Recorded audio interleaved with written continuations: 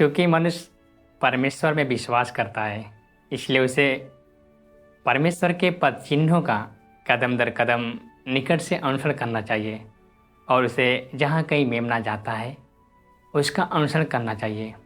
केवल ऐसे लोग ही सच्चे मार्ग को खोजते हैं। केवल ऐसे लोग ही पवित्र आत्मा के कार्य को जानते हैं। जो लोग शाब्दिक अर्थों और सिद्धांतों का ज्यों का त्यों अनुसरण करते हैं वे ऐसे लोग हैं जिन्हें पवित्र आत्मा के कार्य द्वारा निष्कासित कर दिया गया है। प्रत्येक समयावधि में परमेश्वर नया कार्य आरंभ करेगा और प्रत्येक अवधि में मनुष्य के बीच एक नई शुरुआत होगी। यदि मनुष्य केवल इन सत्यों का ही पालन करता है कि यहोवा ही परमेश्वर है और यीशु ही मसीह है, जो ऐसे सत्य हैं जो केवल उनके अपने युग पर ही लागू होते हैं, तो मनुष्य कभी भी पवित्र आत्मा के कार्य के साथ कदम नहीं मिला पाएगा और वह हमेशा पवित्र आत्मा के कार्य को हासिल करने में अक्षम रहेगा। जो लोग बिल्कुल अंत तक मेमने के पद चिन्हों का अनुसरण करते हैं, केवल वे ही अंतिम आशीष को प्राप्त कर सकते हैं। हम परमेश्वर के वचनों से समझ सकते हैं कि परमेश्वर के कार्य का अनुसरण करना और उसके पद चिन्हों पर चलना कितना अहम है। पहले मैं सत्य को नहीं समझता था, बस अपनी कल्पनाओं से चिपका रहता था, यह सोचकर कि अगर मैं प्रभु यीशु के नाम के प्रति सच्चा बना रहूं तो वह मुझे अपने साथ स्वर्ग लेके जाएगा।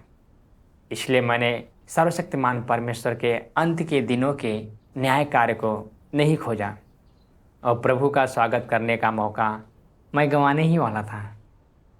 अगस्त 2012 में एक दिन मैं रात के खाने के बाद अपने बिस्तर पर अधलेटा था। मेरी पत्नी हेडफोन लगाए मेरे सामने बैठी थी। मुझे याद है संगीत की कोई मधुर धुन मुझे सुनाई दे रही थी। मैंने उससे पूछा, ये कौन सी धुन है? तुम क्या सुन रही हो? उसने कहा, सर्वशक्तिमान परमेश्वर की कलीसिया के भजन।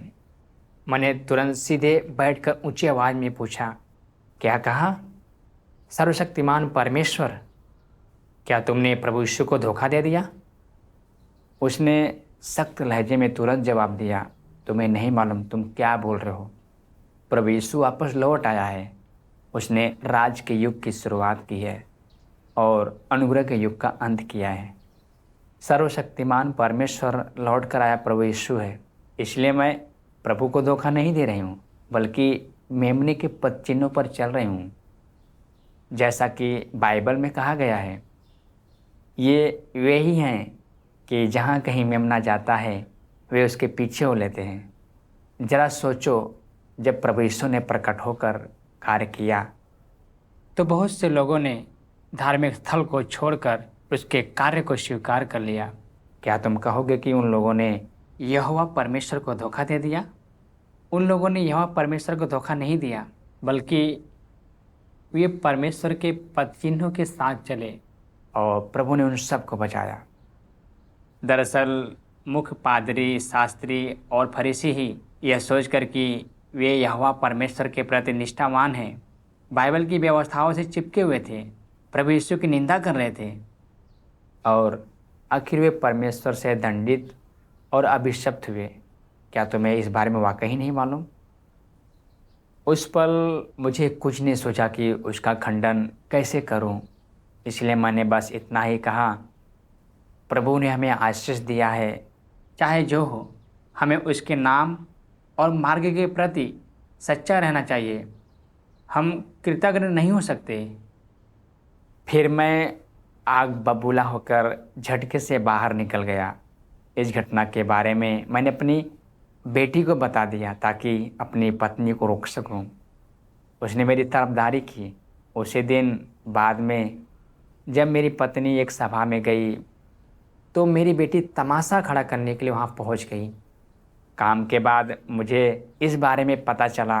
मैंने उससे कहा, तुमने आज बहुत बढ़िया काम किया, शाबाश, लगी रहो।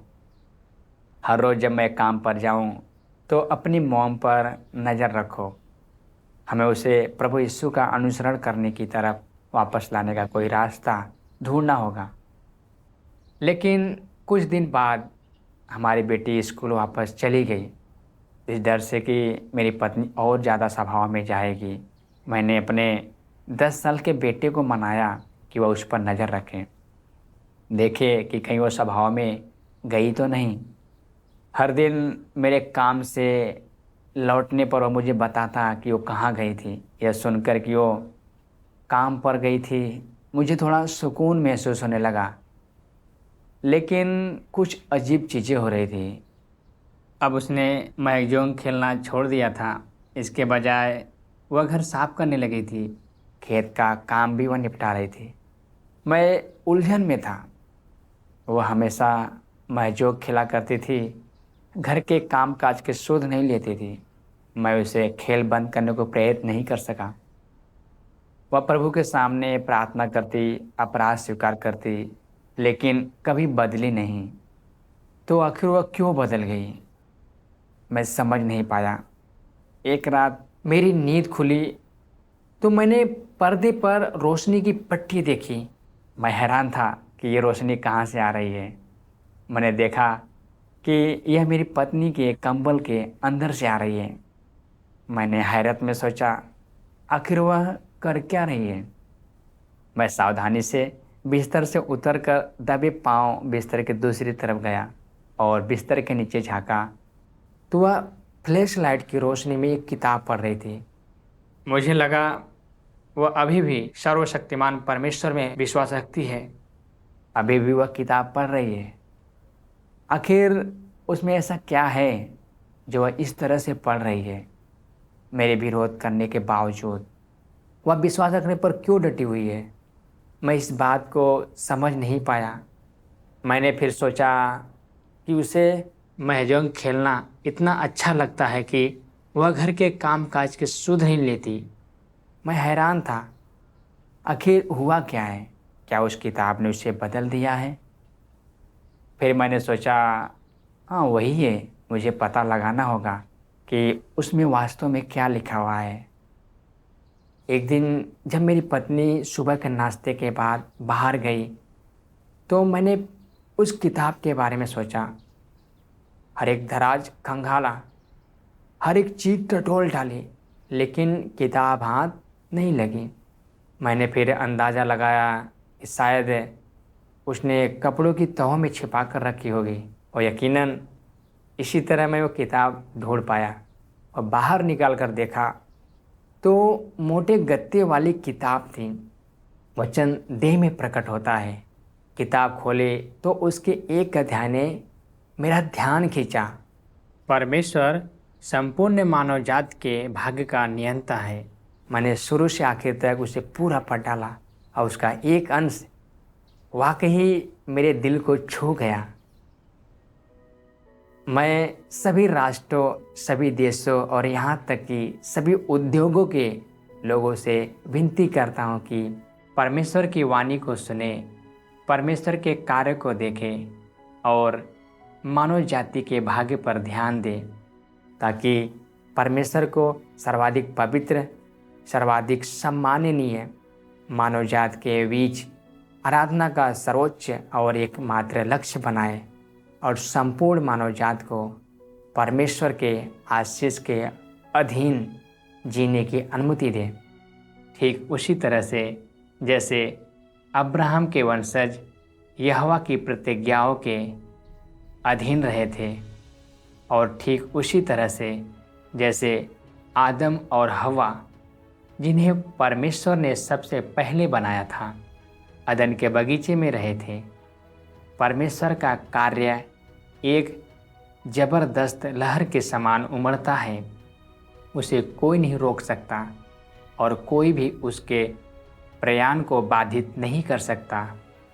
केवल वे लोग ही उसके पद चिन्हों का अनुसरण कर सकते हैं और उसकी प्रतिज्ञा प्राप्त कर सकते हैं, जो उसके वचन सावधानीपूर्वक सुनते हैं और उसकी खोज करते हैं और उसके लिए प्यासे हैं।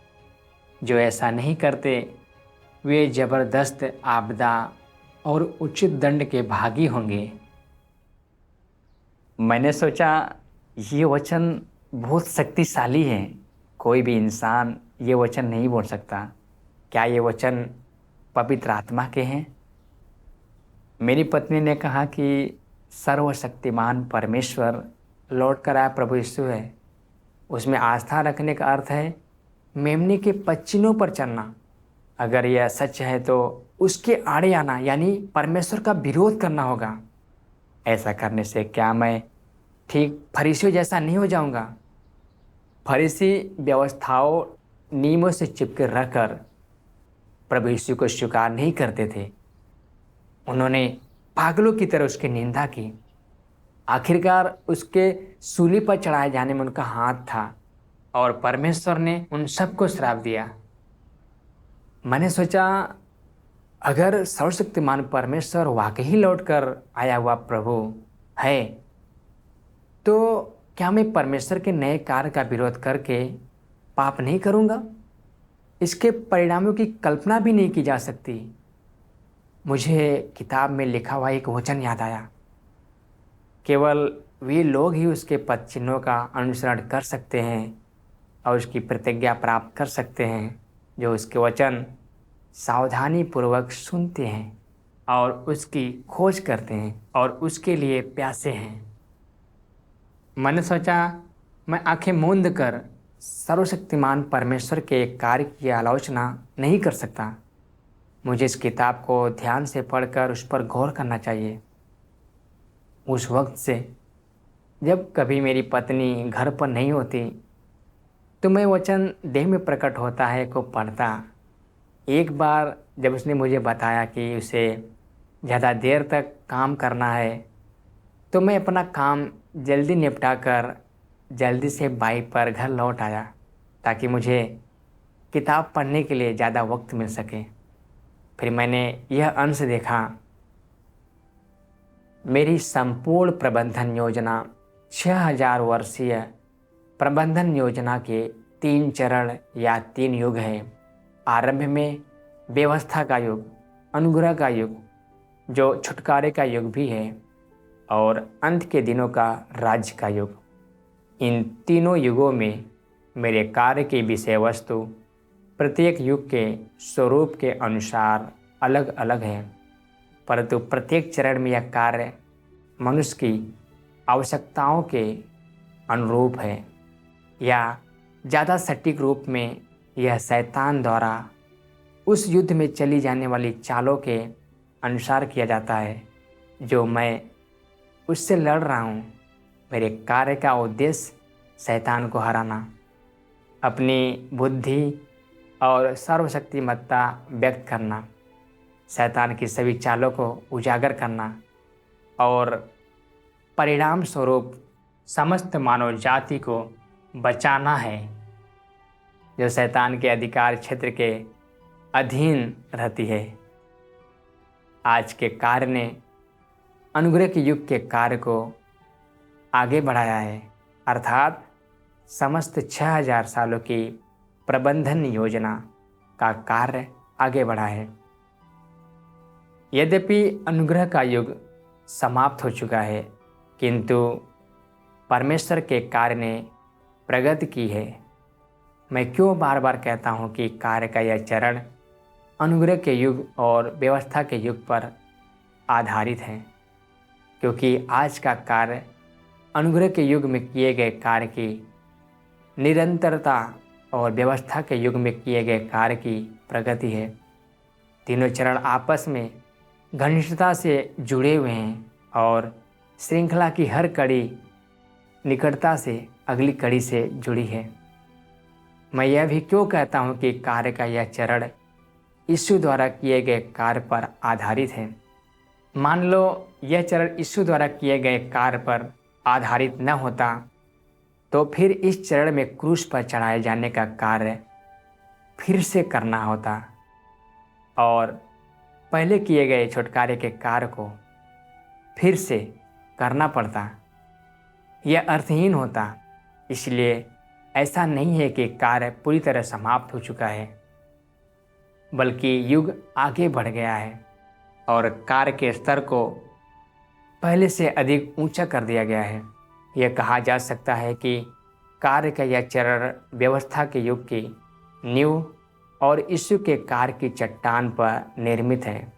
परमेश्वर का कार्य चरण दर चरण निर्मित किया जाता है और यह चरण कोई नई शुरुआत नहीं है, सिर्फ तीनों चरणों के कार्य के संयोजन को ही 6000 सालों की प्रबंधन योजना माना जा सकता है। इन अंशों का पढ़कर मैंने सोचा कि शायद मेरी पत्नी सही होगी। क्या सर्वशक्तिमान परमेश्वर का कार्य प्रभु यीशु के कार्य की बुनियाद पर किया जा रहा है और अनुग्रह के युग के कार्य को आगे बढ़ा रहा है?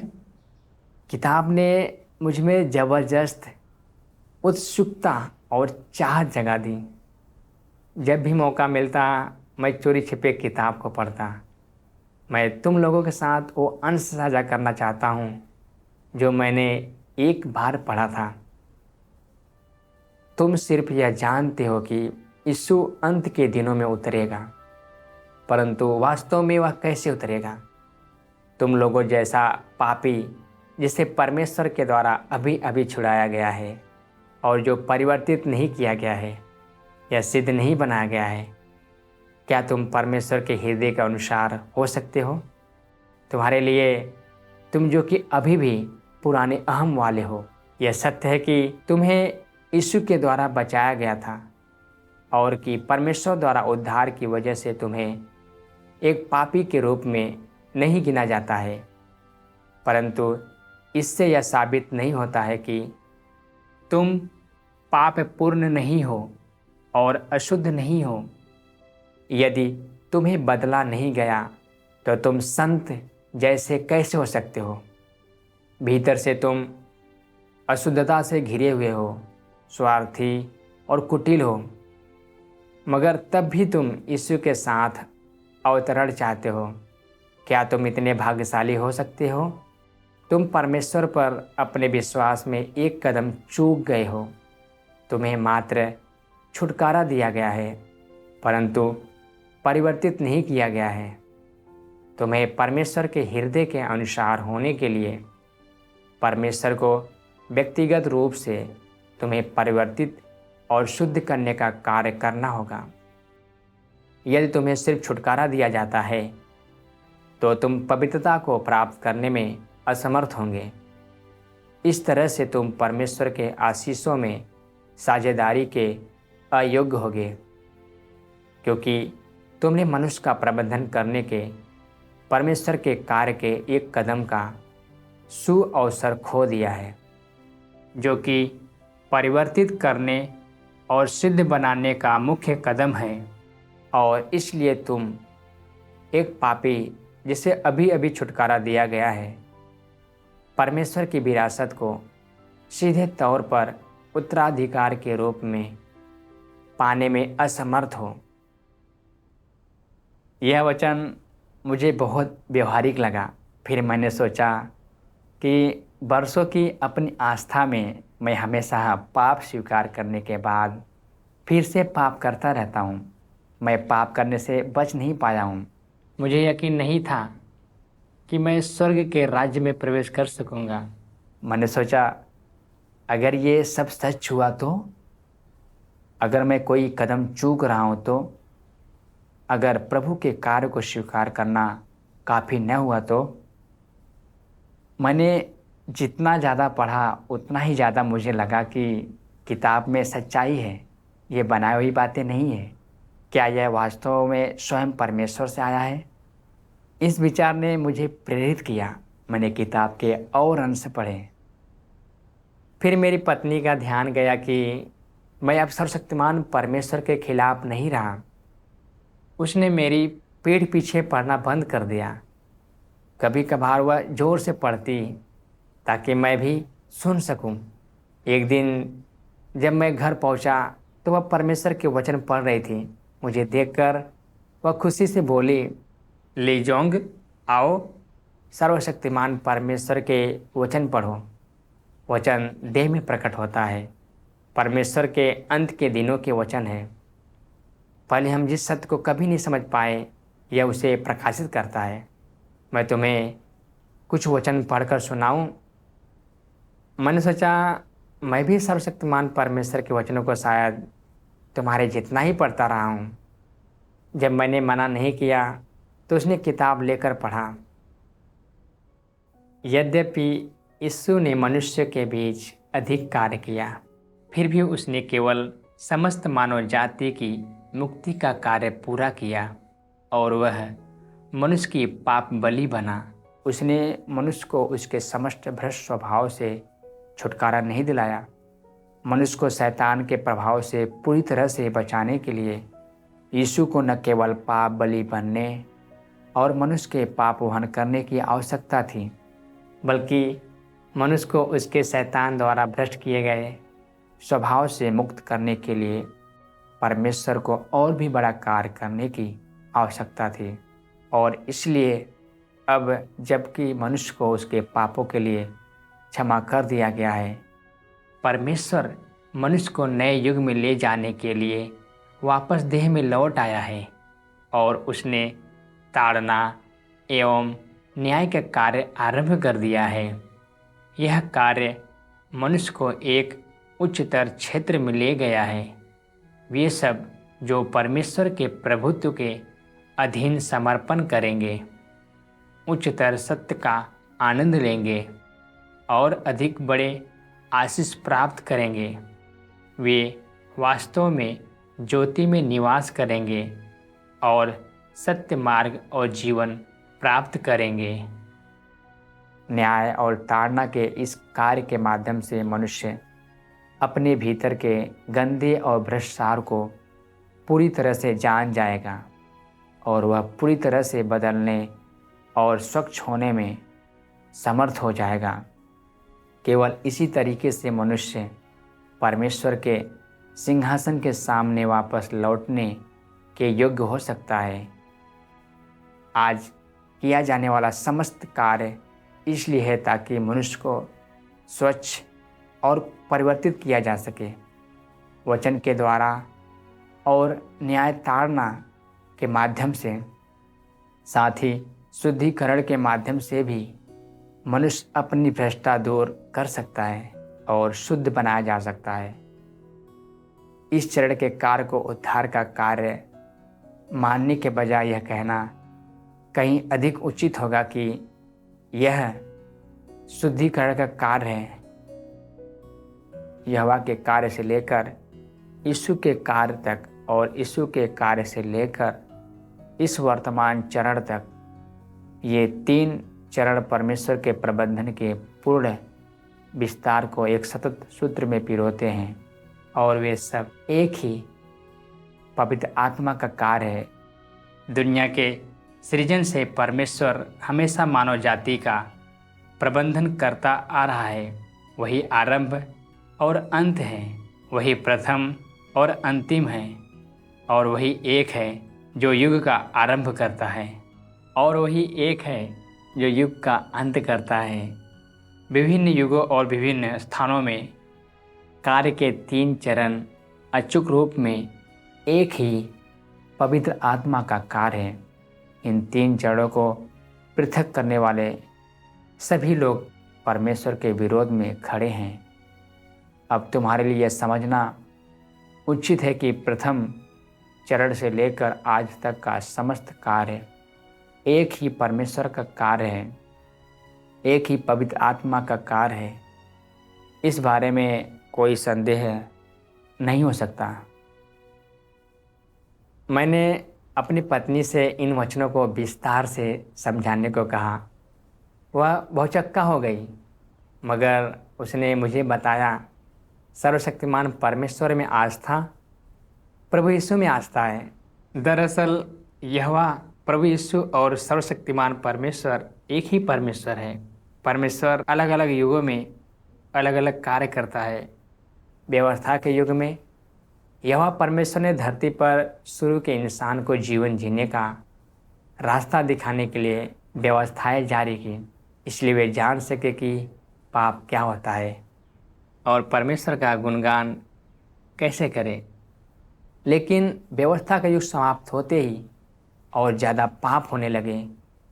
कोई भी व्यवस्थाओं नियमों का पालन नहीं करता था और उन सबको मृत्यु का दंड मिलने वाला था। अनुग्रह के युग में परमेश्वर ने देहधारी बनकर इंसान को छुटकारा दिलाया और उसे बचाया। उसने मुख्य रूप से दया और प्रेम का अपना स्वभाव व्यक्त कर इंसानों पर अपना अनुग्रह बरसाया। आखिरकार उसे पाप बलि के रूप में सूली पर चढ़ा दिया गया। पाप करने पर हमें बस स्वीकार कर प्रायश्चित करना होता है और परमेश्वर हमें छुटकारा दिला देता है। लेकिन प्रभु यीशु ने सिर्फ हमारे पापों से छुटकारा दिलाया। हमारी पापी प्रकृति ठीक नहीं की है। हम अभी भी निरंतर झूठ बोलने और पाप करने से बाज नहीं आते। हम घमंडी, स्वार्थी और लालची हैं। दिखावा करना पसंद करते हैं। थोड़ा त्याग करने वाले और कष्ट सहने वाले विश्वासी भी सिर्फ स्वर्ग के राज्य का आशीष पाने के लिए यह सब करते हैं। बड़े इम्तिहान या कोई बड़ी आपदा आने पर हम बस प्रभु को दोष देते हैं और कभी कभार उसे धोखा भी देते हैं। जब परमेश्वर का कार्य हमारी धारणाओं से अलग होता है तो हम उसे आंकते हैं, निंदा करते हैं और यहाँ तक कि उसका विरोध भी करते हैं। परमेश्वर पवित्र है तो भला अभी भी पाप और परमेश्वर का विरोध करने वाले हम लोग स्वर्ग के राज्य में कैसे प्रवेश कर सकते हैं। इसी वजह से प्रभु यीशु ने लौटकर आने और अंत के दिनों में न्याय का कार्य करने का वचन दिया। अंत के दिनों में सर्वशक्तिमान परमेश्वर आ चुका है। प्रभु यीशु के कार्य के आधार पर परमेश्वर के घर से शुरू करके न्याय कार्य करने के लिए सत्य व्यक्त कर रहा है। वह हमारी पापी प्रकृति और भ्रष्टता को शुद्ध करने के लिए आया है। फिर हम पूरी तरह बचाए जाएंगे और पाप से मुक्त हो जाएंगे। ये प्रभु यीशु की इन भविष्यवाणियों को पूरा करता है। मुझे तुमसे और भी बहुत सी बातें कहनी हैं, परंतु अभी तुम उन्हें सह नहीं सकते। परंतु जब वह अर्थात सत्य का आत्मा आएगा तो तुम्हें सब सत्य का मार्ग बताएगा। जो मुझे तुच्छ जानता है और मेरी बातें ग्रहण नहीं करता है, उसको दोषी ठहराने वाला तो एक है, अर्थात जो वचन मैंने कहा है वही पिछले दिन में उसे दोषी ठहराएगा। हालांकि परमेश्वर अलग अलग युगों में अलग अलग नामों से अलग अलग कार्य करता है। ये सारे कार्य एक ही परमेश्वर करता है। व्यवस्था का युग, अनुग्रह का युग और राज का युग। उसके कार्य के 3 चरण हैं और हर एक चरण पिछले से ज़्यादा गहरा और प्रबल है और हर एक चरण पिछले चरण की बुनियाद पर खड़ा है और ये सभी करीब से जुड़े हुए हैं। ये तीनों चरण साथ मिलकर इंसान को बचा सकते हैं। यही वजह है कि सर्वशक्तिमान परमेश्वर में मेरी आस्था प्रभु यीशु को धोखा देना नहीं है। यह परमेश्वर के कार्य का अनुसरण करना और प्रभु का स्वागत करना है। उसकी संगति के बाद हमने एक वीडियो देखा। सर्वशक्तिमान परमेश्वर कहते हैं, मैं कभी यहोवा के नाम से जाना जाता था। मुझे मसीहा भी कहा जाता था और लोग कभी मुझे प्यार और सम्मान से उद्धारकर्ता यीशु भी कहते थे। किंतु आज मैं वो यहोवा या यीशु नहीं हूं जिसे लोग बीते समयों में जानते थे। मैं वो परमेश्वर हूं जो अंत के दिनों में वापस आया है। वो परमेश्वर जो युग का समापन करेगा। मैं स्वयं परमेश्वर हूं जो अपने संपूर्ण स्वभाव से परिपूर्ण और अधिकार, आदर और महिमा से भरा पृथ्वी के छोरों से उदित होता है। लोग कभी मेरे साथ संलग्न नहीं हुए हैं। उन्होंने मुझे कभी जाना नहीं है और वे मेरे स्वभाव से हमेशा अनभिज्ञ रहे हैं। संसार की रचना के समय से लेकर आज तक एक भी मनुष्य ने मुझे नहीं देखा है। ये वही परमेश्वर है जो अंत के दिनों के दौरान मनुष्यों पर प्रकट होता है, किंतु मनुष्यों के बीच में छिपा हुआ है। वो सामर्थ्य से भरपूर और अधिकार से लबालब भरा हुआ, दहकते हुए सूर्य और धधकती हुई आग के समान सच्चे और वास्तविक रूप में मनुष्यों के बीच निवास करता है। ऐसा एक भी व्यक्ति या चीज नहीं है जिसका मेरे वचनों द्वारा न्याय नहीं किया जाएगा, और ऐसा एक भी व्यक्ति या चीज नहीं है जिसे जलती आग के माध्यम से शुद्ध नहीं किया जाएगा। अंततः मेरे वचनों के कारण सारे राष्ट्र धन्य हो जाएंगे और मेरे वचनों के कारण टुकड़े टुकड़े भी कर दिए जाएंगे। इस तरह अंत के दिनों के दौरान सभी लोग देखेंगे कि मैं ही वो उद्धार करता हूं जो वापस लौट आया है, और मैं ही वो सर्वशक्तिमान परमेश्वर हूं जो समस्त मानव जाति को जीतता है। और सभी देखेंगे कि मैं ही एक बार मनुष्य के लिए पाप बलि था, किंतु अंत के दिनों में मैं सूर्य की ज्वाला भी बन जाता हूं जो सभी चीजों को जला देती है, और साथ ही मैं धार्मिकता का सूर्य भी बन जाता हूं जो सभी चीजों को प्रकट कर देता है। अंत के दिनों में ये मेरा कार्य है।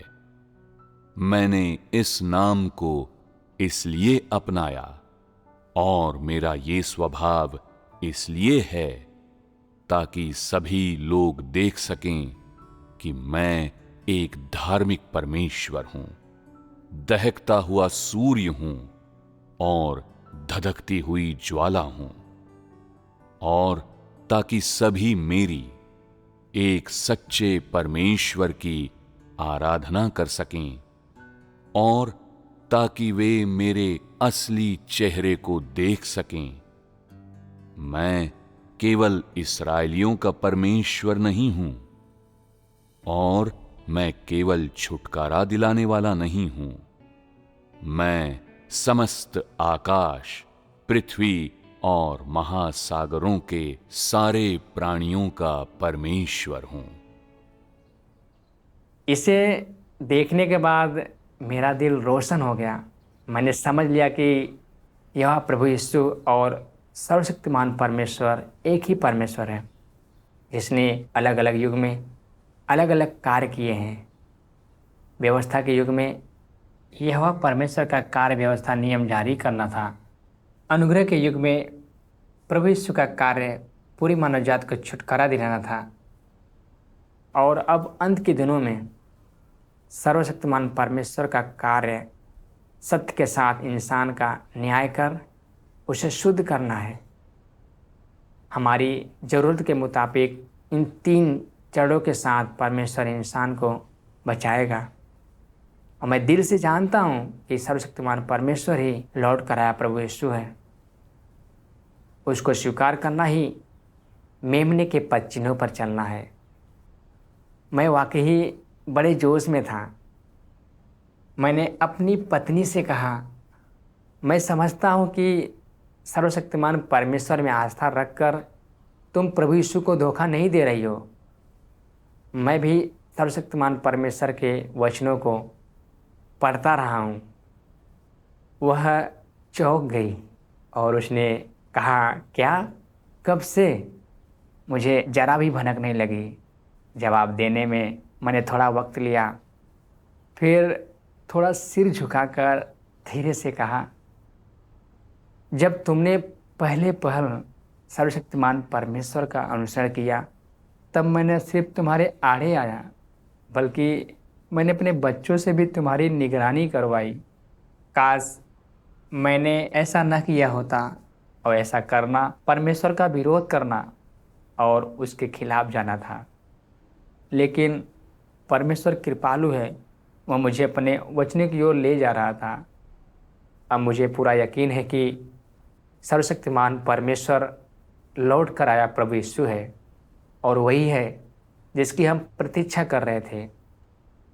मैं अब खुले तौर पर सर्वशक्तिमान परमेश्वर को स्वीकार करता हूँ। उस रात मैं बहुत ज़्यादा जज्बाती हो गया। मैंने प्रार्थना करते समय सर्वशक्तिमान परमेश्वर का नाम पुकारा, हे परमेश्वर धन्यवाद, तुमने मुझे चुना, अपने पद चिन्हों पर चलने दिया, मेमने के भोज में शामिल होने दिया।